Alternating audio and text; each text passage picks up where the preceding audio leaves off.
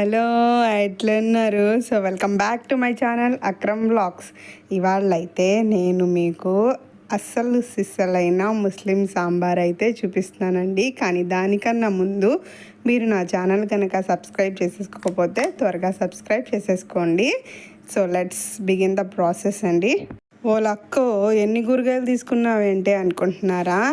ఏం లేదండి, ఇవన్నీ వేసి మంచి సాంబార్ అయితే చేయబోతున్నాను. చూసారు కదా, ఎన్ని సూపర్ వెజ్జీస్ అయితే తీసేసుకున్నాను. చాలా హెల్తీ సాంబార్ అయితే ప్రిపేర్ చేద్దాం ఇవాళ. ముందుగా ఒక చిన్న నిమ్మకాయ సైజ్ అంతా చింతపండును అయితే నానబెట్టేసుకోండి అరగంట ముందు. నెక్స్ట్ అయితే కూరగాయలు అయితే కట్ చేసేసుకోండి. చాలామంది ఈ మునక్కాయలకి గ్రీన్ పార్ట్ అనేది అస్సలు తీసేస్తారండి. అలా అయితే మునక్కాయలు టేస్ట్ బాగోదు, అలానే దాంట్లో విటమిన్స్ కూడా వెళ్ళిపోతాయి. సో అక్కడక్కడ కనిపిస్తున్న విధంగా గ్రీన్ కలర్ అయితే పెట్టుకోండి. తర్వాత ఈ విధంగా అయితే వంకాయలు కోసేసుకోండి పొడవాటుగా. చిన్నవిగా అయితే కోసుకోవద్దు, సాంబార్కి పనికిరావు. నెక్స్ట్ అయితే క్యారెట్లు ఇక్కడ చూపిస్తున్న విధంగా అంత మందంగా కాకుండా ఇలా ఈ సైజులో అయితే కట్ చేసుకోండి. నెక్స్ట్ బెండకాయలు 3 పార్ట్స్గా అయితే కట్ చేసేసుకున్నాను. ఇక్కడ చూపిస్తున్న విధంగా దొండకాయలు కూడా 4 పార్ట్స్గా అయితే కట్ చేసేసుకున్నాను. నెక్స్ట్ అయితే ఆలు అండి. ఆలు కూడా చాలా బాగుంటుంది, సాంబార్లో వేస్తే ఆలుకే టేస్ట్ వస్తుంది. సో ఈ విధంగా అయితే కట్ చేసేసుకొని పెట్టేసుకోండి. టమాటాలు అయితే 3 మీడియం సైజ్ అయితే తీసుకొని ఈ విధంగా అయితే కట్ చేసేసుకున్నానండి పప్పులో వేయడానికి. నెక్స్ట్ 3 మిర్చి అయితే తీసేసుకున్నాను. ఒక చాయ్ గ్లాస్ కందిపప్పుని ఒక 2 to 3 టైమ్స్ బాగా కడిగేసుకొని నెక్స్ట్ తరిగిన టమాటాలు అందులో వేసేసుకోండి. 3 పచ్చిమిర్చి కూడా వేసేయండి. ఒక రెమ్మ కరివేపాకు వేసుకొని మీ టేస్ట్కి సరిపడినంత ఉప్పు, కొంచెం పసుపు, ఒక గ్లాస్ వాటర్ అయితే వేసేసుకుంటున్నాను.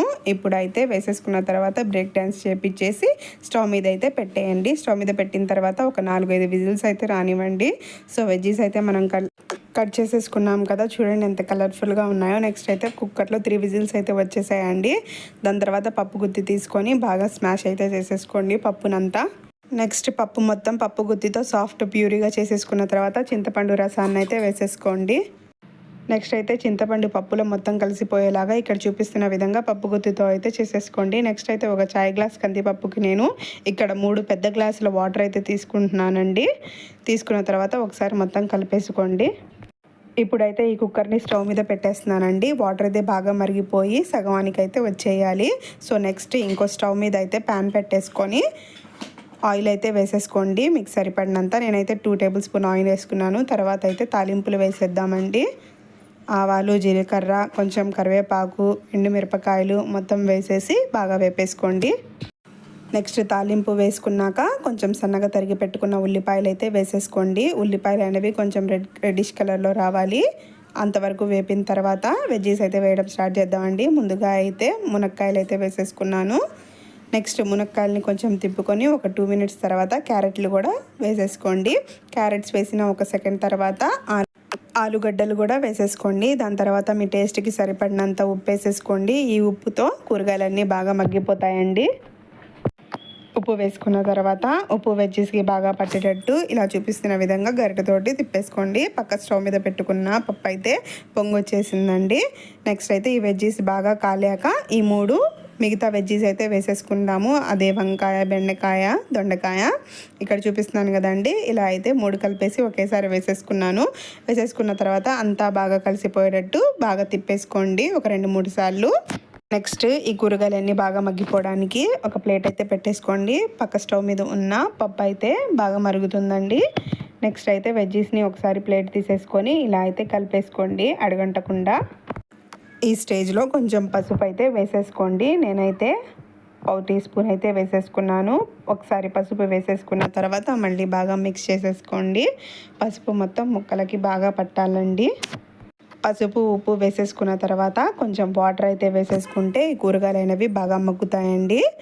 ఇక్కడ చూపిస్తున్న విధంగా కొంచెం వాటర్ అయితే వేసేసుకోండి, ఒక చాయ్ గ్లాస్ అంతా. నెక్స్ట్ బాగా కలిపేసుకోండి. పప్పు చూసారా బాగా మరిగిపోయి 3/4 అయితే వచ్చేసింది. ఇప్పుడైతే మనం స్టవ్ ఆఫ్ చేసేసుకోవచ్చండి. పక్కన ఆలు అయితే ఇంకా కొంచెం అయితే ఉడకాలి, గట్టిగానే ఉన్నాయి. సో కాసేపు అయితే ప్లేట్ పెట్టేసి ఇలాగే ఉంచేయండి. ఒక 5 మినిట్స్ తర్వాత తీసి చూస్తే ఆలు, క్యారెట్ బాగా మగ్గిపోయాయి. ఒకసారి ఈ వెజ్జీస్ మొత్తం బాగా మిక్స్ చేసేసుకోండి కింద నుంచి పై దాకా. నెక్స్ట్ అయితే మిర్చి వేసేసుకోండి. నేనైతే 1.5 స్పూన్ అయితే వేసేసుకున్నాను. మీరు కొంచెం తక్కువ తినాలనుకుంటే కొంచెం తక్కువ కూడా వేసుకోవచ్చండి. ఈ మిర్చి మిక్స్ చేసేసుకున్న తర్వాత మిర్చి కూరగాయలకి పట్టడానికి కొంచెం వాటర్ అయితే వేసేసుకోండి. ఈ విధంగా చూపిస్తున్నట్టుగా. పప్పు అయితే మనది బాగా దగ్గరకు వచ్చేసిందండి. బాగా ఇంకిపోయాయి వాటర్ అనేవి. చూడండి మంచి గాఢంగా పప్పు అయితే ఫామ్ అయిపోయింది. సాంబార్కి ఎలా ఉండాలో అలాగా. నెక్స్ట్ అయితే మనం కుక్ చేసుకున్న వెజ్జెస్ అన్నీ ఈ సాంబార్లోకి వేసేయండి. స్టవ్ అయితే ఆఫ్ చేయకండి, స్టవ్ మీద పెట్టే వేసేసేయండి. చూసారు కదా, ఇలా ఈ ప్రాసెస్లో మొత్తం దింపేసిన తర్వాత వెజ్జీస్ పప్పులోకి ఒకసారి అయితే మొత్తం గరిటెతోటి తిప్పేసుకోండి. చూసారు కదా ఎలా వచ్చేసాయో వెజ్జీస్ మొత్తం. కొంచెం పొంగు అయితే రానివ్వండి. పొంగు వచ్చిన తర్వాత ఈ స్టేజ్లో అయితే కొంచెం గరం మసాలా అయితే వేసేసుకుంటున్నాను నేను పైన నుంచి. నెక్స్ట్ అయితే కొంచెం ఎవరెస్ట్ వారి సబ్జీ మసాలా కూడా వేసేసుకుంటున్నాను. ఇలా వేసేసుకున్న తర్వాత ఒకసారి మిక్స్ చేసేసుకోండి. నెక్స్ట్ అయితే సాంబార్ పౌడర్ అండి. ఇదైతే మస్ట్ అండ్ షుడ్గా వేసుకోండి. దీనివల్ల మనకి టేస్ట్ అనేది మంచిగా ఎన్హాన్స్ అవుతుంది. ఇది స్కిప్ మాత్రం చేయొద్దండి. నెక్స్ట్ మంచిగా ఈ పొడులన్నీ బాగా సాంబార్లో కలిసిపోయేటట్టు కలిపేసుకోండి. నెక్స్ట్ అయితే మనం స్టవ్ ఆఫ్ చేసేసుకోవచ్చు. ఒక 2 మినిట్స్ ఆగిన తర్వాత లాస్ట్లో అయితే కరివేపాకు వేసేసుకొని ఫైనల్ టచ్ అయితే ఇచ్చేయండి. ఇప్పుడైతే నేను వేరే డిష్లోకి అయితే ట్రాన్స్ఫర్ చేసేసుకుంటున్నానండి. ఈ సాంబార్ మొత్తాన్ని బౌల్లోకి సాంబార్ మొత్తం ట్రాన్స్ఫర్ చేసేసుకున్న తర్వాత ఇప్పుడు ఈ సాంబార్ అయితే రెడీ టు సర్వ్ అండి. అలా వేడివేడి అన్నంలో సాంబార్ వేసుకొని ఎగ్ ఆమ్లెట్ వేసుకొని తింటుంటే అబ్బబ్బా, చూసారు కదా సాంబార్లో ముక్కలు ఎలా ఉన్నాయో. నేనైతే చాలా ఇష్టంగా తింటానండి సాంబార్ని. ఈ రెసిపీ కనుక మీకు నచ్చినట్టయితే మీ ఇంట్లో ట్రై చేసి మీకు ఎలా వచ్చిందో కామెంట్ సెక్షన్లో చెప్పడం అయితే మర్చిపోబాకండి. థ్యాంక్స్ ఫర్ వాచింగ్ అండి.